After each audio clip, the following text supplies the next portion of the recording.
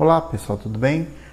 No último exemplo eu tinha prometido que aquele seria a última tarefa do semestre, mas eu achei por bem a gente gravar mais um outro vídeo para sanar qualquer dúvida que tenha ficado e a gente discutir um pouquinho melhor sobre isso, né? Então, considere o seguinte exemplo. Os dados a seguir correspondem à variável renda familiar e gasto com a alimentação, né, em unidades monetárias. Aí vai ser a unidade dela. Para uma amostra de 25 famílias, que a gente tem o quadro com essas informações, né, 25 famílias. Vamos extrair as informações sobre isso, vamos tentar calcular a regressão linear, encontrar uma regressão, uma reta, o gráfico de dispersão, assim como a média, desvio padrão, certo? Vamos lá no Excel. Pronto. Então, a primeira coisa que eu quero fazer é encontrar esses valorizinhos aqui da média, né? Média. Selecionam todos os valores que a gente tem em X. Eu vou fazer para o X e depois a gente faz para o Y só arrastando, certo? Encontrei a média, o desvio padrão. Desvio padrão amostral, porque isso aqui é uma amostra, né? De quem? Do primeiro valor da renda familiar até o aqui. Pronto. E o coeficiente de variação, como a gente já sabe, só precisa dividir o desvio padrão pela média. Pronto. E a gente conseguiu encontrar. Para o Y, basta a gente deslocar aqui, olha. Pronto, encontrou também o valor para o Y. Então, feito isso, vamos fazer aqui o gráfico de dispersão. Vou fazer das duas maneiras, já que esse é o último vídeo, eu vou aproveitar e fazer da forma rápida, né, que a gente tem simplesmente inserir, gráfico de dispersão, coloca aqui. Então, olha, ele está bem bonitinho, né, o intervalo começa de 0, então não precisa fazer grandes alterações.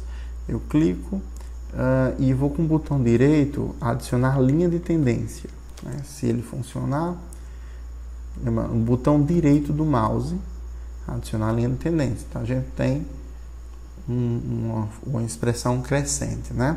E eu venho aqui embaixo, exibir a equação e o valor do R quadrado. Então a gente tem aqui.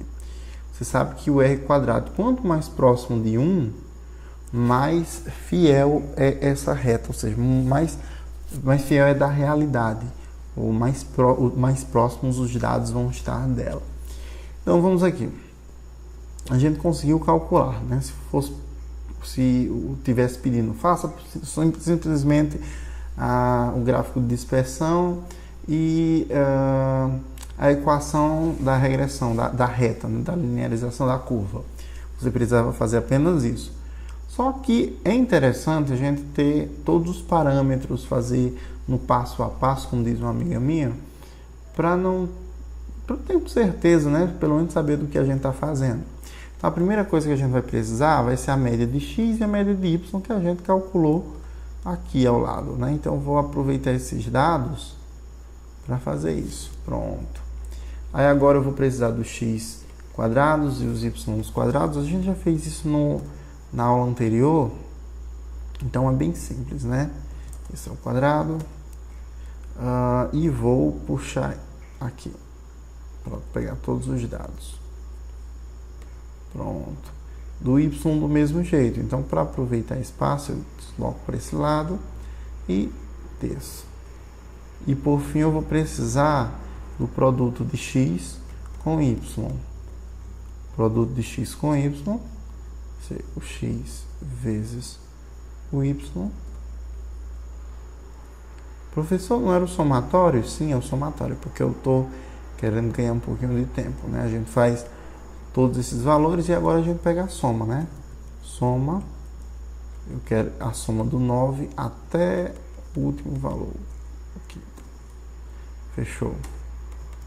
Pronto. Então, para os demais, basta eu deslocar esses valores. Feito isso, agora a gente vai encontrar o valor de SXX, né, que é quem? Você vai pegar o somatório dos x quadrados, que já está aqui, mais Opa, né? Mais não, menos. A quantidade de termos que é 25, né? 25 vezes a média ao quadrado. A gente conseguiu encontrar o valor de S de xx. Para encontrar o S de y, a gente vai pegar o y ao quadrado, né, que está aqui, menos a quantidade de termos, que é 25, vezes a média ao quadrado.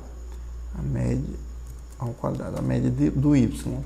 E por fim, a gente vai precisar do S de xy, né, que vai ser o somatório de todos esses termos.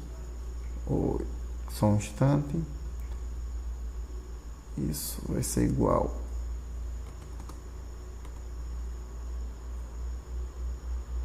a esse valor aqui, menos 25, vezes o produto das médias. Esse vezes esse daqui. Então pronto, a gente teve esse valor. Feito isso, a gente agora vai precisar calcular o valor do R, né? Como é que eu calculo o valor do R? Você lembra?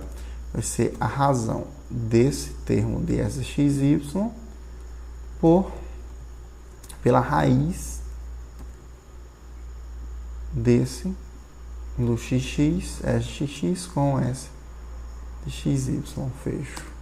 Pronto, a gente encontrou 0,95, mas a gente está interessado no R quadrado, né? Então eu pego esse valor, elevo ao quadrado. Pronto. Então a gente teve 0,91. Vamos conferir aqui o gráfico que a gente fez em algum lugar. Será que eu perdi? Não. Pronto, olha aqui. 0,91. Coincidiu com o valor, como era esperado, né? Se não tivesse coincidido, a gente tinha errado. Agora a gente vai precisar de calcular os coeficientes. Preciso do coeficiente A e coeficiente B. Vamos só olhar aqui esse gráfico. Percebam que esse gráfico ele é crescente, então o coeficiente A, teoricamente, ele tem que ser positivo. Então, como é que eu calculo o coeficiente A? Vai ser a divisão do S de XY, que a gente tem aqui, pelo S de XX, que a gente tem aqui. Pronto. Então, 0,26 aproximadamente. Vamos conferir, olha. 0,26 coincidiu. Graças a Deus. E o valor de B, pronto, o valor de B é um pouquinho mais complicado, nem tanto, né? Mas vai ser a média dos pontos de Y menos o valor que a gente acabou de encontrar em A vezes o X, a média do X. Pronto, deu 5,4. Se a gente conferir aqui, olha, deu 5,4 também. Pronto, a gente conseguiu encontrar a equação. Quanto é aqui? A gente sabe que y é igual a ax mais b. Então, o y vai ser igual. Quem é o a? Vamos botar 0,26 x arredondando, mais o y que é 5,4. Pronto, então essa é a equação que vai modelar o nosso gráfico. E vamos analisar um pouquinho disso.